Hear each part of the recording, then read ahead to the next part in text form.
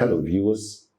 On this show, we're going to talk about the African Housing Show, which is an initiative of the Property Express Group that will feature a conference, an exhibition, and an awards night.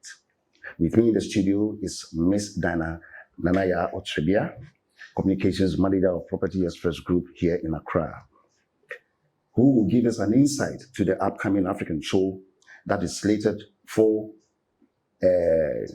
27th and 28th of April 2024 at the Civic Center in the UK. Hello, Nana. Yes, sir. How are you doing? I'm very well, thank you. You look very nice and sharp. Thank you. That's fine, that's fine. Thank you. Nana, we're going to let our viewers know about this African Housing Show, which is coming up in UK. Yeah. There are some few technical questions that I need to ask you, and I'm hoping that you can give us the right answers for our viewers to feel comfortable. The professionals are there. I just give to You are the best of my knowledge. You are a professional as well.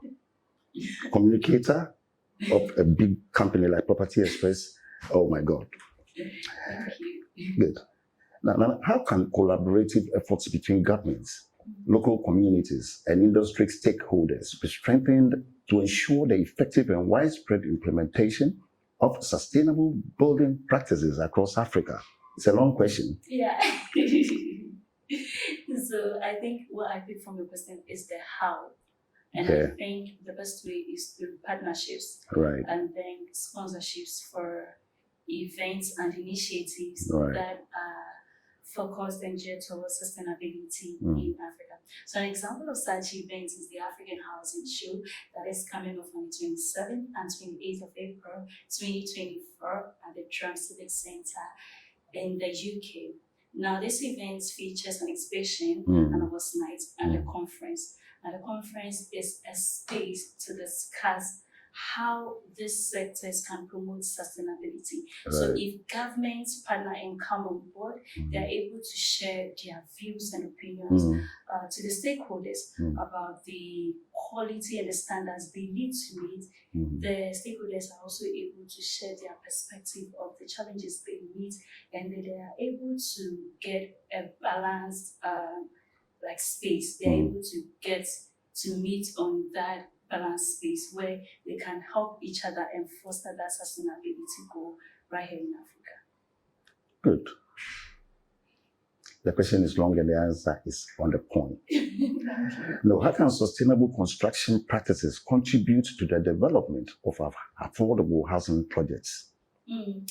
They can, because when it comes to affordability in the industry, it comes back to the cost of construction. Most developers really want to lower the cost of their buildings so that everybody can afford it. But if the construction cost is high, it means that the developer is going to be at the losing end. So if we are going to adopt sustainable practices like the use of locally sourced materials or recycled materials, it means that instead of exporting materials from outside the country or outside the continent, we use local materials. So definitely the cost will go down, and then it moves to help us with the affordability of the houses that we are able to put up. Yeah. Do you have an example of such property which has been put up using local materials? Local materials, I think there is one school in Burkina Faso, like Says or secondary school. It is beautiful, but it is made with local materials like bamboo. So instead of using cemented wall to wall the whole building, it is bamboos that are used, but it has that modern touch and it's very beautiful. I know Flexi Clay here in Ghana also uses clay and then modify it into tiles, and they are very beautiful. But these are local materials that we can get around. Yeah. No, that's fine.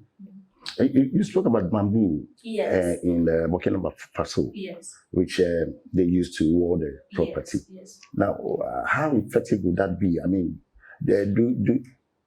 is it going to sustain and is it going to be there for years without any damages being done to it? Yes. So what happens is when the whole innovation comes, it comes right from the architecture of the whole building. Right. So it was designed to be sustainable. So it was a combination of technology and the local material that we have to make sure that even though we are sourcing local material, it is going to be sustainable.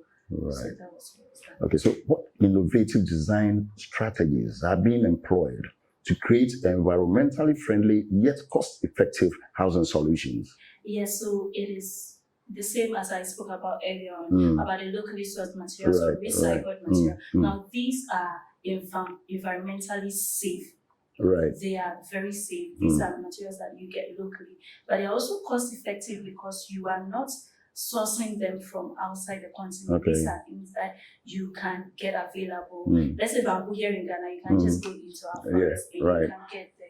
But So if it's not treated, properly, it can cause problems. That's where the innovation comes in. Right. So it is innovative to combine technology and the local material to get something that is sustainable yet cost effective. Do you think they use preservatives to let it sustain for longer periods?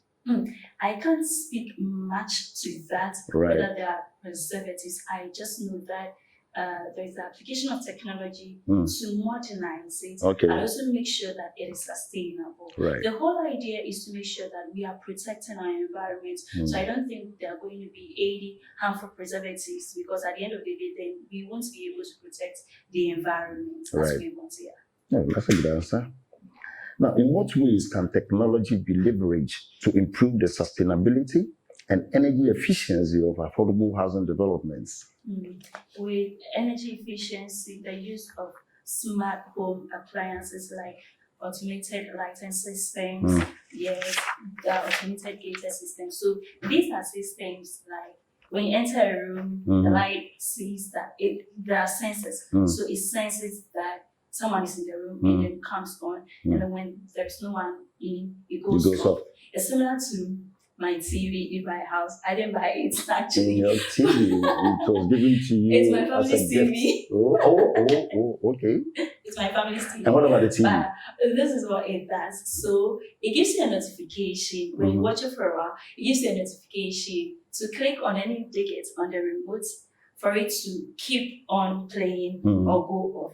That means that if somebody forgets to switch off the TV when we are leaving the house, it will automatically go off within a period of time. So that means that it is saving us energy. Right. It is energy efficient. So it is technology. It is that smart to leverage that technology and make sure that we are saving energy. And I know about air conditioning as well. Yes. I think that one too has got sensors. When you enter the building, the AC comes on, and then when you leave, it goes off. Yes. You got something like that? There are. There are. Even with microwaves and other things. There are. I've heard of a developer who was explaining his development. So they have this thing that you can use your phone to actually control the appliances you have in your home. So let's say you're on your way coming to the house and then you know that it takes 20 minutes to defrost something that you are frozen. If you leave it in the microwave, you just control it with your phone. So these are smart things that you do to try to save energy. Just like your TV, is it? It's my family's TV. Now, what role do renewable energy sources play in making affordable housing infrastructure more sustainable and economically viable? So with renewable energy sources like solar energy, with hydro and the wind too, these are sourced from, generally it is what God gave us. It's not as if you are going to buy it. So if you're using those ones economically, you're saving. And then environmentally too, it is safe. Saving. It is safe. There is a building along my road that the lights on the building, that is not the main lights the house uses, but it's sourced from the solar energy. So whenever we experience this lights out in the area, that one is on. So and it it's able to eliminates the power area. yes, Okay. yes, and it's nobody's paying the light bill for that one. It's on this land. Yeah, that's fine. That's fine. Right. Are there successful examples of repurposing existing structures for affordable housing? And how does this contribute to sustainable urban development? Hmm. So with Do you want a question again? I've got the question. Right.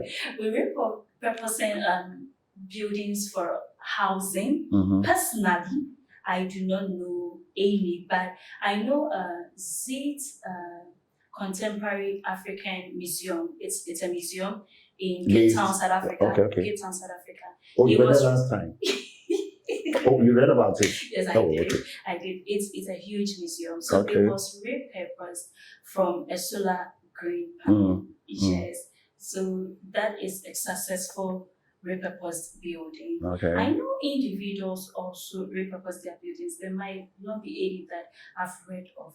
But I think when it comes to repurposing, the advice I would like to give is let professionals do it. it for you. Because the whole idea of repurposing is it goes back to the architect. The architect who designed the building. Yeah, that is what I wanted to ask you. Yes. Because Okay. what do you mean by repurposing? Repurposing means that you designed a building for, let's say, a school or a hotel, and then you want to repurpose it. You're just giving it a new purpose. It's maybe an apartment building that you will give out for rent or anything. So a building.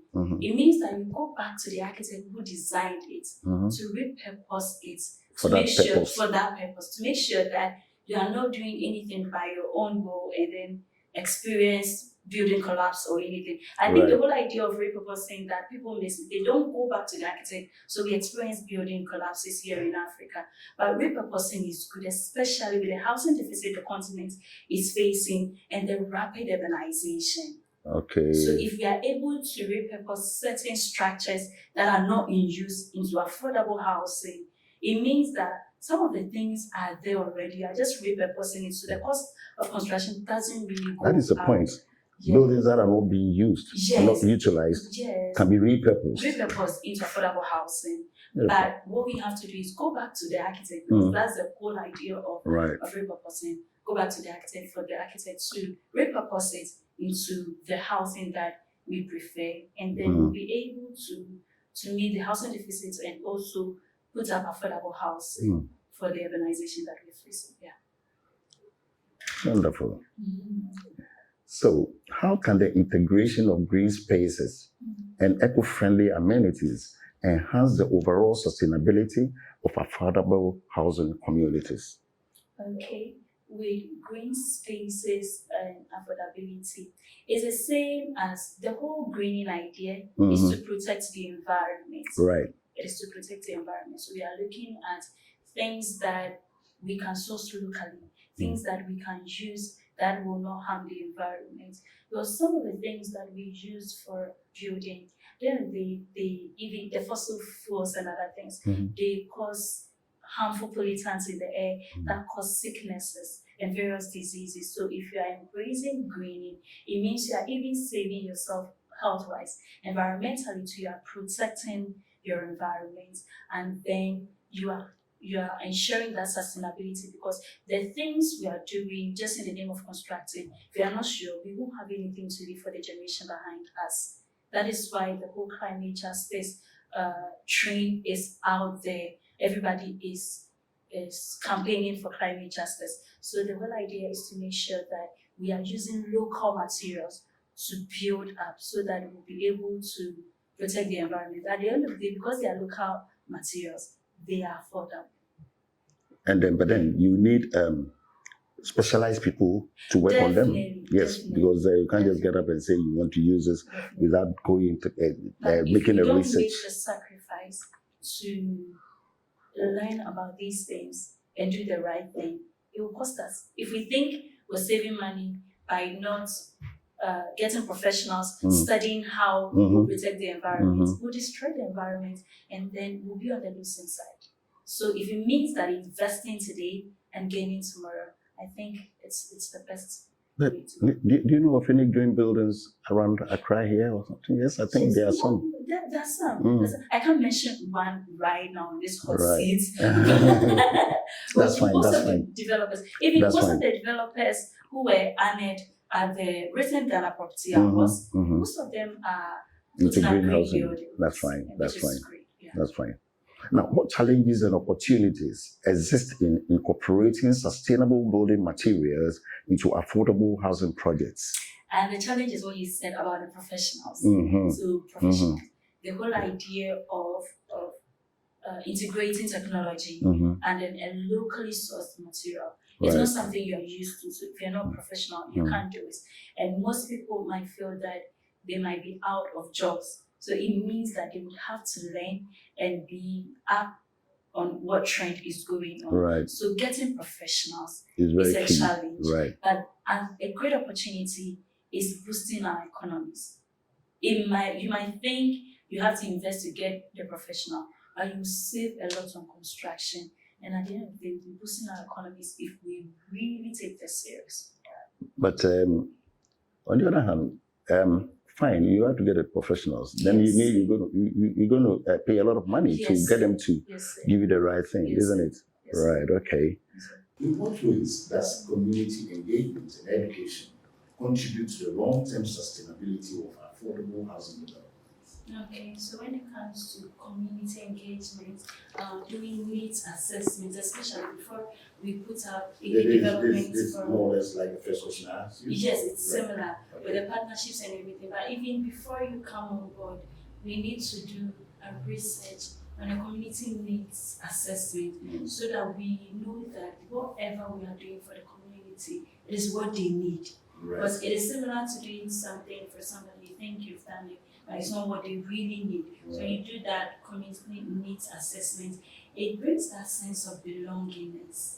And it still makes sure that we are doing the right things for the communities, and then it promotes sustainability. So it is events that are geared towards sustainability. But while we are doing those events too, we should do those community engagements and then the needs assessment to make sure that whatever is the outcome of the event is what the community needs. You haven't spoken about education yet? That's the engagement and education. Yes, and then the education is quite important because we've been speaking a lot about sustainable practices, and then I don't think it's because people don't want to practice sustainability. Most people do not know. So if we will educate them, and governments should come on board, community leaders should come on board so that we educate the populace about what sustainability is, why we should be on this train towards climate justice. And when people understand why they should do it, they will do it. Good. That's lovely. Now, how can public-private partnership play a role in addressing the intersection of sustainability and affordability in housing infrastructure projects? Which is very important, PPP. Public. You have a question on that? Yes, I do. It's important because the role it plays is it makes sure that the funds that we have are geared towards the sustainable projects that we have. Because if we don't partner and come on board, imagine if we are doing African housing show and then private people who have the funds don't come on board and then the government does not come on board, we will not be able to recognize the developments and the projects that are geared towards sustainability. So you might have the funds, but you don't know what to support because you're looking for sustainable projects, but you don't see it. So when we come together in these partnerships and for these events, we are able to identify the projects that are geared towards sustainability so that we push the funds towards the right projects itself. Nicely answered. Yeah. Thank you. That's fine. Well, all too soon, viewers, we come to the end of the show. And I must say, our lovely lady here, Nanaya Otsibia, Communications Manager of Property Express Group, has given us deep insights into sustainable and affordable housing projects. Now, is there anything else you'd like to add? Yes. I would like to invite everyone watching us today to the African Housing Show 2024 happening at the Drum Civic Center in London. So it's happening on the 27th and 28th April 2024. It's a 2-day event. It features a conference, an exhibition, and an awards night. So the conference, which is the first day event, that is 27th, will run from 9 a.m. to 3 p.m. Right. While it is ongoing, the exhibitions will be ongoing. So anytime there are breaks, we can run through the exhibition booths and check out the innovative green products that are available. The awards nights will be on the 28th. Look at us running on our awards night. Please bring your dancing shoes. It's 9 p.m. So mommy calls, and it's going to be an event for glamorous and a beautiful night when we honor the giants and the game makers in the industry across Africa. On that same day, the exhibitions will be running. It will also be a 9 a.m. to 3 p.m. exhibition. Now, the reason this you shouldn't miss this show, and this show is important, is because deeper conversations are going to be had. These are places that you can network and meet prospective customers, prospective investors. There are so many investors who want to invest in green projects and housing, but they do not know who they should invest in. So this is the space for you to pitch yourself and put yourself out there to get these investors on board. And if you come on board, you get the opportunity to be featured on all our marketing platforms. On every flyer of the African Housing Show that goes out, your brand will be on it. You get the opportunity to have an interview at the Rainbow Radio in the UK even before the event. So there's a pre-event interview and a post-event interview. And this is going to be a wonderful show. You shouldn't miss it. I will be there. How about you? I will be there. I need to talk to my mom. And don't forget to book your tickets in advance to participate in the event. You can call on Property Express. She's going to be there. So the contacts will be showing on the screen. You can send an email to d.apaahs2023@gmail.com. You can visit our website www.africanpropertyawards.com. Thank you. Thank you, sir. Number. Thank you. Yes. Thank you, viewers. Thank you.